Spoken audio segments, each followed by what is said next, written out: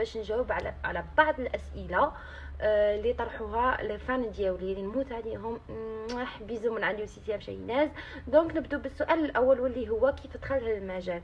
هذا المجال دخلته على 15 مي ملي كنت صغيره كنت نحب بزاف الموضه. كنت كي نشوف لي كونكور تاع ميساتو نروح عند بابا نقول لها بابا ني باغا نولي ميس، بابا ني حاوس ندير هكا. كنت نلبس لي طاون تاع ماما نقول لها فوالا انا نولي مانكا. دونك اللي عنده هدف في حياته ولا عنده طموح لازم يوصل له. انا نموت على الموضه، سي بور سا جو سوي توجور في هذا الدومين ونقعد توجور في هذا الدومين ان شاء الله. والسؤال الثاني هو شايله الحاجه اللي تحفزك باش تقعدي في هذا المجال. الحاجه اللي مخليتني نقعد في هذا المجال هي لي فان تاوعي، هي المعجبين تاوعي اللي ربي يحفظهم، مام انا نموت عليهم. وتانيك هذا المجال نبغيه من صغري كما قلت لكم، نموت عليه. جو سوي لا ومام انا نحب لي فان تاوعي بزاف. وعلى جالهم راني قاعده باسكو شحال من خطره نبغي نحبس ويقولوا لي سيها وين راكي، سيها ما كيش تباني. جو سوي لا وراني هنا توجور بور فو اي جو زيم. والسؤال الثالث، شهي أجمل هدية تحصلت عليها في حياتي؟ أجمل هدية تحصلت هي في حياتي هي هدية ربانية وهي ولدي.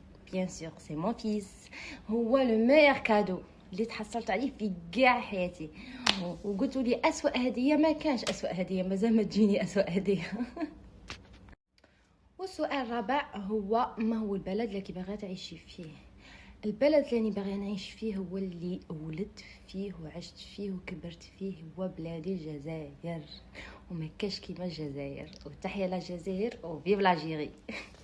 والسؤال الخامس هي ما هي النصيحه اللي تقدميها للشباب؟ النصيحه اللي نقدمها لكامل الشباب، لازم يكون عندكم طموحات، ولازم كي يكون عندكم هدف لازم توصلوا له، وما لازمش تسمعوا لحتى واحد.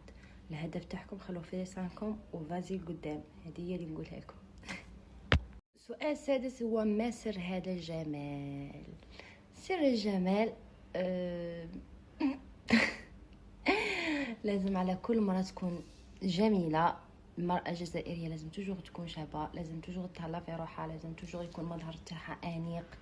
وهذه هي، مانيش نقول انا جو سوي لا بلو بيل، مي الحمد لله يا ربي هذا الجمال جمال الله.